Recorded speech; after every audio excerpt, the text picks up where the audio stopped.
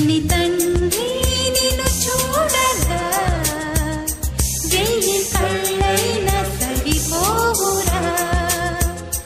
అన్ని కళ్ళు చూస్తుండగా నీకు దిష్టం